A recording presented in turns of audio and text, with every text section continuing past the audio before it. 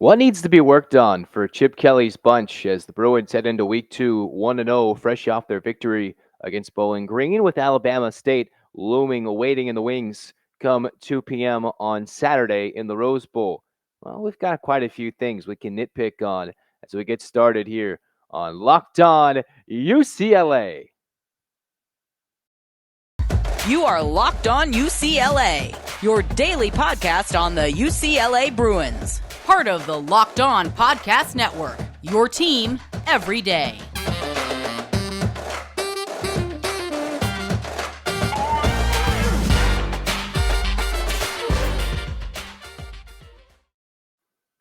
Hey everybody, it's Zach Anderson-Yoxsimer, your D1 play-by-play broadcaster and diehard Bruins fan as you're listening to Locked On UCLA. Thanks for making us your first listen each and every day. As you can find us on YouTube, like and subscribe, comment, trying to get to that 200 subscriber plateau by week 2, week 3. Well, no, if you guys like and comment, thanks for everything. It's free wherever you get your podcast, Odyssey, Spotify, Apple. Just look it up, Locked On UCLA. Go share the news. We are locked and loaded. First listen each and every day. Now those Bruins who are fresh off that 45-17 victory. What does that mean? That calls for a Bruin A clap, everybody. Get those hands in the air for a 1, 2, 3, 4, 5, 6, 7, 8. UCLA. UCLA, fight, fight, fight. Get that Bruin A clap out right away with that Bruin victory. 1-0 for UCLA. Taking on Alabama State. Looking to go 2-0. Hopefully, much better crowd at the Rose Bowl. We'll find out. But if the people who do show up to the Rose Bowl or do find their way, working their way over to the Pac-12 network to watch that game, this is what UCLA, in my perspective, needs to work on. It can be very easy. You can nitpick. You can go a little deeper than maybe I'm going to in this first segment, but this is what the Bruins need to work on. Anything involving the punting units, punt return with their punt block, whether it's punt return, focusing on the returner, whether it's punt blocking, their punt blocking scheme as a whole, return, punting the football away, just things that should not have been as easily seen on screen, or if you're in person, one of the two people who were there, like I was at the Rose Bowl, it was pretty obvious. A failed blocking scheme.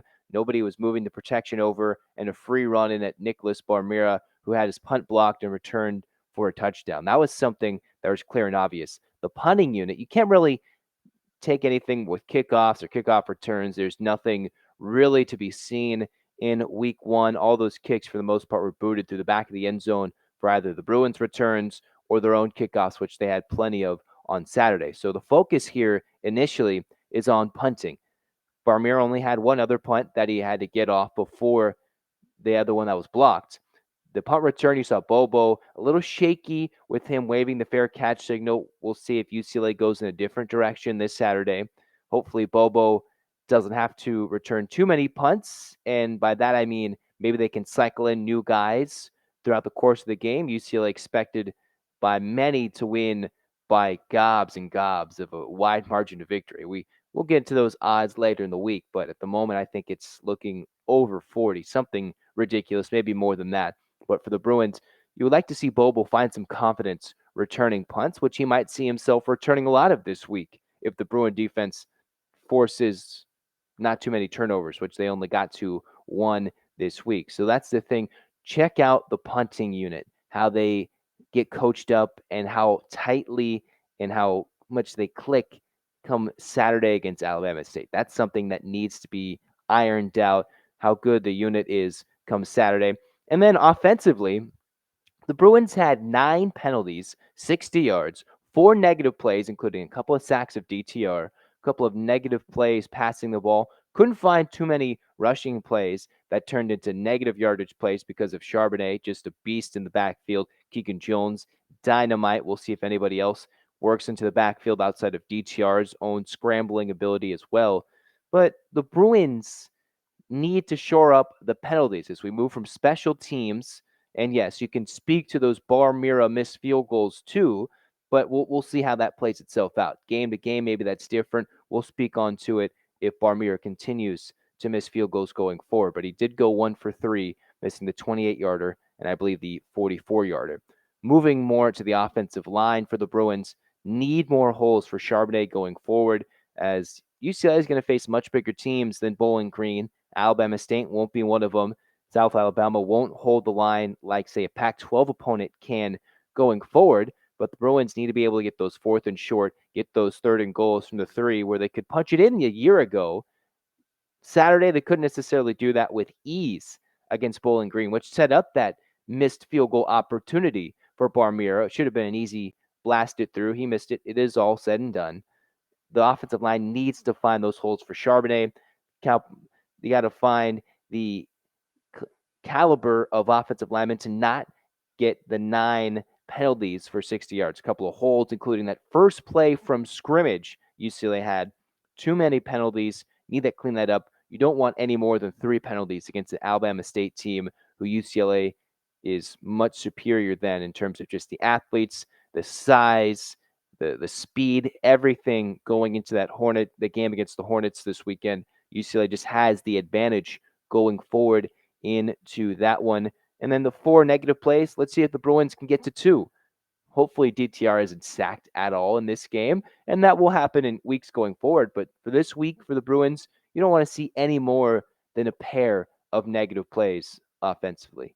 Not too many negative plays going backwards, whether it's being your own mistakes, either snapping the ball over the head or a bad snap, as we saw Bowling Green did to themselves, leading to the only UCLA turnover defensively, which is where I go into this final part of this first segment. UCLA's defense looked good, allowed less than 200 yards of offense. Bowling Green couldn't get anything done on the grounds, practically nothing done in the air either. All the Bowling Green points set up because of UCLA turnovers or miscues offensively or in the special team side. For UCLA's defense and defensive coordinator Bill McGovern, the thing is, force more turnovers. Try and get and win the turnover battle. And it doesn't help when the Bruins are turning it over twice themselves, but force more than one turnover in a matchup against Alabama State. I would say the Bruins would love to get 3 turnovers. That's a big ask, but against an FCS team, their first ever against an HBCU, you'd love to see the Bruins turn over the Hornets at least 3 times against Alabama State so they can get in that feel of rallying to the football, wrapping up tackles for loss, getting extra opportunities and extra possessions. As UCLA, the defense, they're strong on the weekends. Nothing too much to complain about. Bowling Green's offense, maybe not the biggest challenge they'll face all year. Alabama State, somewhat similar. We'll get to the more of the in-depth preview of the Hornets later this week. But for the Bruins, simply force more turnovers defensively. Have more negative plays instead of just, all right, they did their job against Bowling Green. That's all they needed to do. But now it's put teams behind the sticks. Second and long, third and eternity is what the Bruins need to do defensively as we kind of go special teams, offense, and defensively. As, all right, we started with the negative. We don't need to be negative all show, right? We'll come up back with our unsung heroes or unsung people of the game against Bowling Green. And no, we're not going to highlight the DTRs or the Charbonnets or even Keegan Jones for that matter with his big touchdown run. You'll see where we go with this after we tell you some words from Underdog Fantasy. This episode is brought to you by Underdog Fantasy, the easiest place to spice up your college football season. It's easy to get started and easy to play with Underdog Fantasy while you can watch your Bruins play. You can win cold hard cash in a single game, and Underdog has investment backing. They're backed from Mark Cuban, Kevin Durant, Adam Schefter, and more. They've always been focused on superior products for a fun user experience. The customer support team, top notch, the best in the business. Sign up with the promo code Locked On, and Underdog will double your first deposit up to $100. Once again, go to UnderdogFantasy.com or find the Underdog Fantasy app either in the App Store or Google Play Store. That's Underdog Fantasy, promo code Locked On. Get in on the college football pick'em action today. As we continue to rumble on in Locked On UCLA, Zach Anderson-Yoxsimer with you guys. We're going to go with some unsung heroes, some guys who you may have heard about, whether it be in other articles from various fan sites, the LA Times, beat writers from the OC Register, LA Times, various things. But these are guys who I thought stood out, made a positive impact in the game for UCLA, and has some stories where they had to work hard to get into that position to even make a play, whether it be defensively, offensively, on the offensive line, or switching, and just some interesting backgrounds for these guys as we move forward with this for the final two segments of Locked On UCLA. I'm going to start with Kenny Churchwell III, the redshirt junior from Casa Grande, Arizona. He's a redshirt junior. This is actually his fifth year with the Bruins. He already graduated, though. He got his degree in political science back in June from Arizona, was a three-star recruit as a safety coming out of the state of Arizona. And what makes him and his story so interesting, in the game against Bowling Green, he led the Bruins, or tied for the team lead with 5 tackles, did, I believe, have 1 pass breakup, and then had the most solo tackles on the team in that first game.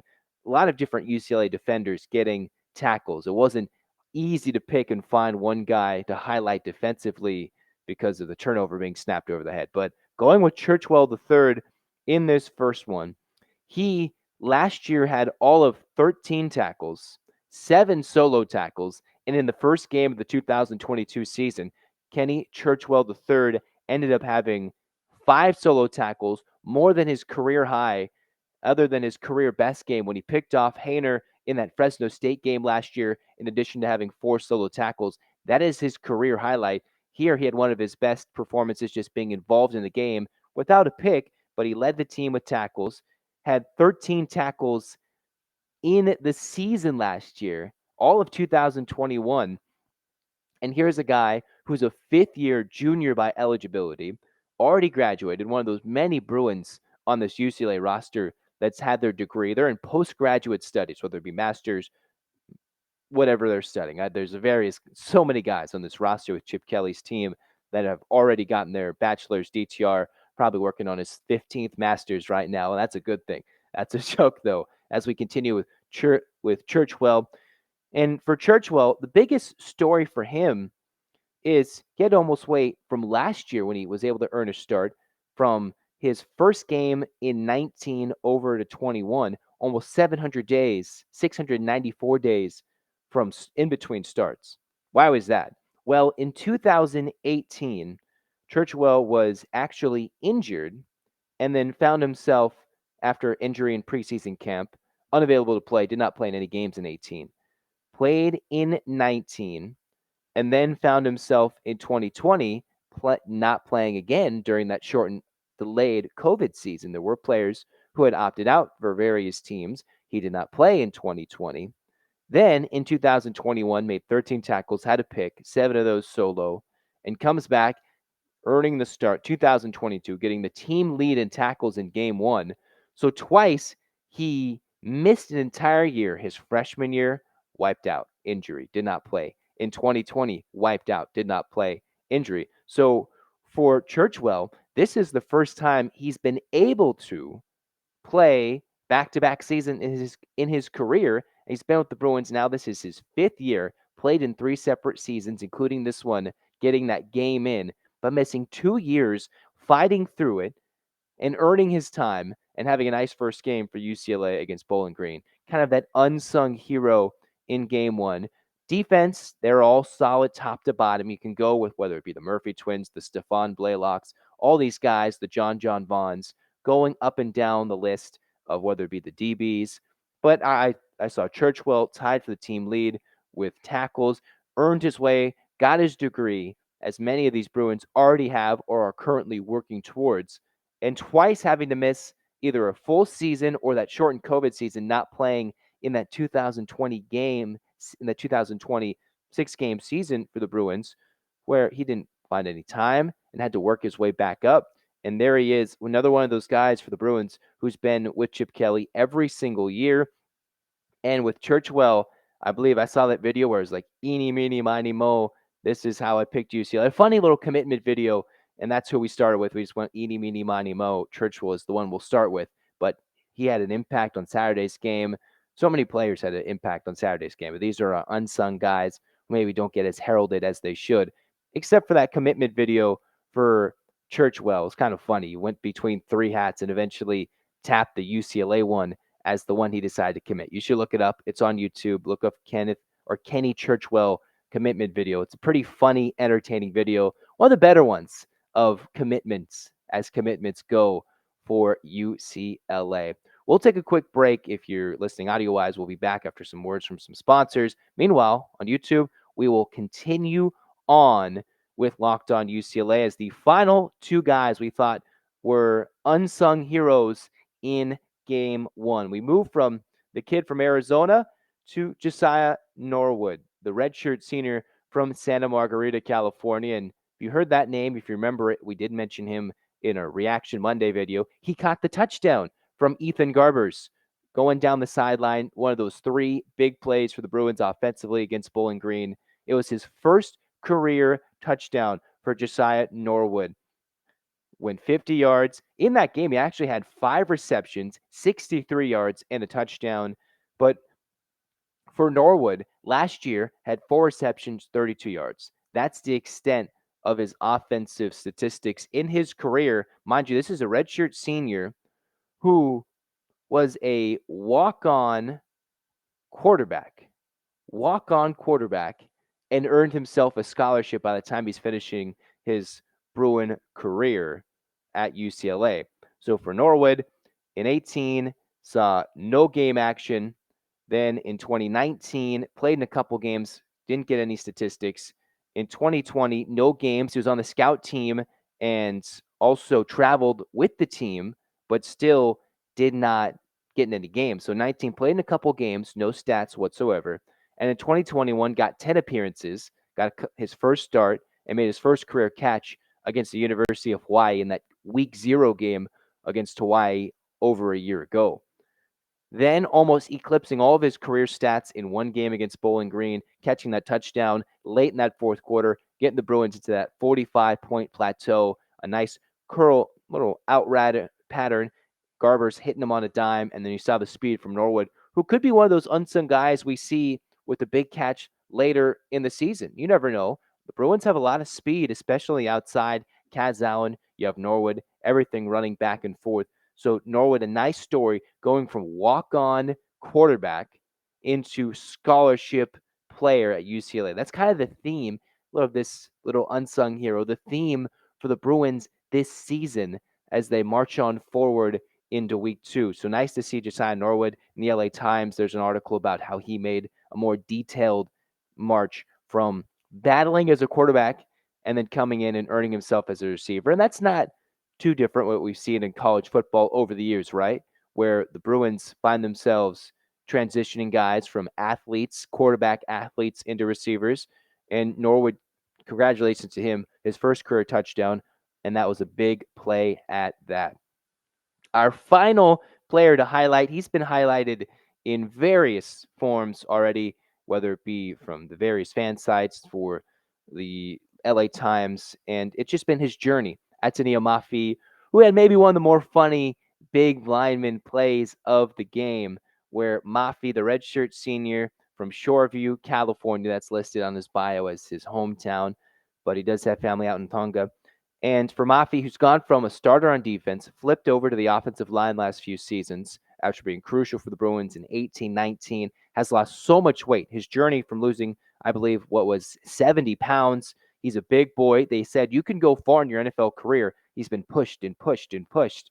And Mafi was able to get the weight down and was able to be a starting lineman. And he's had plenty of starts in his UCLA career, but it's him with the journey to stay fit and be an elite possible NFL prospect, but also a key presence on this UCLA offensive line. As the big reason why we're highlighting him, well, if you remember, DTR did make a nice little run, fumbled the football, recovered by Mafi. He ran for 7 yards and got a UCLA first down. That was one of the funnier things. You could see the social media team having some fun with it. Even Mafi, who I think is a big karaoke guy, I've heard, or maybe that's some other guys, but it says he likes karaoke, I think, on his bio, but he loves, and we love, big man running the football, getting first downs for the Bruins. And while he's already had 14 starts defensively, been last 3 seasons a part of the offensive line for the Bruins, maybe things you didn't know was that when he was in high school, he actually spent a year, or as part of his sophomore year, back in Tonga, where he's the Polynesian guy, one of a few Bruins with Polynesian heritage, has family out in Tonga, and he spent his sophomore year there and was expected after high school, at least he thought, to go back and have a rugby career. A big guy, you have to be very strong, very quick to play rugby, and he wanted to start a rugby career after high school, got some interest throughout the second 2 years, junior and senior year of high school, from college football scouts, and eventually worked his way to UCLA and earned that scholarship. So he went from almost going and playing rugby back in his homelands and then staying in the United States and eventually playing college football at the D1 level on scholarship. And another part of his story that was kind of interesting and also a bit sad too, if you missed it, there was the eruption of the volcano in Tonga near where his family lived that led to a couple of eruptions late December of last year. I think another one in early January, where the eruption was so dramatic that it almost, I think, from what I read somewhere, that NASA determines it was almost 100 times stronger than an atomic bomb. That this what everybody thought was a dormant volcano back in his homeland at Mafi, it erupted and then it turned into a tsunami, wiping out various homes, places, almost devastating Tonga and his homeland, which actually wiped out one of his family's homes, his aunt's home, where he lived in his sophomore year of high school. And it, fortunately for him, after plenty of days of non communication, all his family was safe. You couldn't say that for other parts of the island nation, but for Mafi, he's had to go with the struggles of dealing with the weight, dealing with the hardship with his family when he was what could have been even on that island if he had a rugby career, right, and stayed on the island. He ended up playing college football, watched his family's home, his aunt's home, get wiped out on the news, seeing it on the news, and it's kind of devastating, whether it be flash floods, rain, fires, anything devastating to your home. And you see on images just on social media, the news that cycle through, and that's a house you recognize. He recognized the place that he lived, even grew up for a brief moment, a family home, his aunt's home out in Tonga, be wiped away, devastated, completely knocked down as he turned himself and watched his family be okay from those events. Everybody was safe, and watched how he's turned around his career into a successful one at UCLA. So that's why that's another reason why we like to have these good stories from guys who've gotten walk-ons to scholarships, and just nice little stories. Seeing Antonio Mafi, the redshirt senior, who's coming in from defense to offense, the weight loss, dealing with all the off the field stuff, having the bond with his Polynesian teammates on this team, and just one of three Bruins, including Josiah Norwood, Kenny Churchwell, different stories of working hard, backgrounds of coming either from a little bit of nothing, whether it be from stars, ratings, or having your family homes knocked down and completely devastated, to natural disasters, and succeeding and kind of pushing through and working hard, which is kind of the mantra, I think, what Chip Kelly's looking to instill on this UCLA team that went 10 points down and won by 28 in the blink of an eye, despite not even playing well. This is a Bruin team that could use